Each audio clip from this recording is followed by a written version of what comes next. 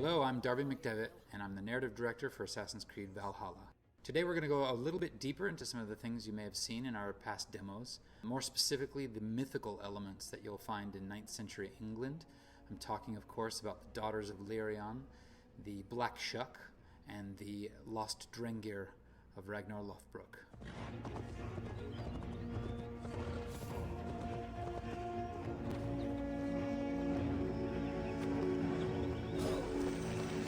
The Black Shuck is a particular piece of mythology that's very, very common in England. There are a lot of stories and tales about black dogs that roam the night. The Black Shuck is particular to East Anglia, but there are a lot of black dog phenomena found around England. The term shuck comes from an old English word, shucka. The etymology is not quite clear. It could mean devil, come from the word devil, or it could come from the word that means shaggy. In any case, the Black Shuck comprises both those elements. It's generally known as a black shaggy dog that's the devil incarnate. So we decided to put this piece of mythology in the game and allow Eivor to come across it and tangle with it.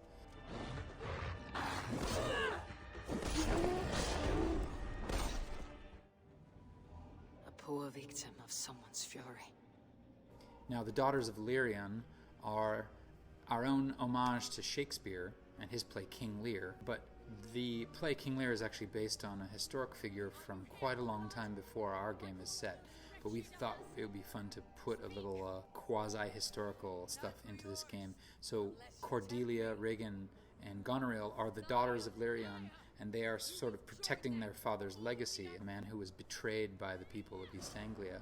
And you'll find evidence of this story scattered throughout East Anglia, and a little bit beyond. You'll meet the three daughters, all of whom have, let's say, a chip on their shoulder. But you'll also, if you dig deeper into the territories, you'll find a lot more to this story. So people with a sharp eye and a desire to explore will actually be able to finish this storyline.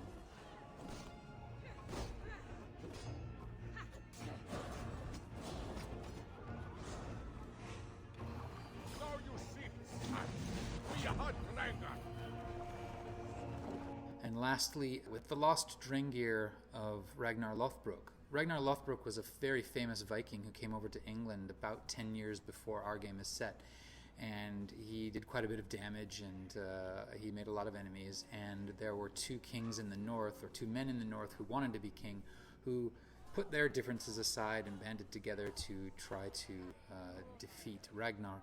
And King Ella was generally credited as the one who killed Ragnar Lothbrok by throwing him into a pit of snakes. What we've done is created a group of people, 6 warriors, or Drengir, courageous warriors, who have lost all sense of purpose now that their leader, their Jarl, or their king Ragnar is dead. So you'll find these Drengir scattered throughout England and Norway, and they each have a story to tell, and each of them wants to die in a glorious battle so that they can be with their beloved Ragnar in Valhalla. So Eivor will have an opportunity to meet with them, get their side of the story, and then send them to their ultimate reward. Now, all of the missions we talked about are not part of the main story. You'll find them just by exploring the world of Assassin's Creed Valhalla. We put a lot of care and effort into rewarding people who just want to get off the beaten path. This is just a small sample of the mythology and cultural rituals that you'll see. And when you actually get your hands on the game, you'll find that the game is full of this kind of stuff. So I hope you'll join us on November 17th and dive in. Thanks for watching, and I hope you enjoy the show.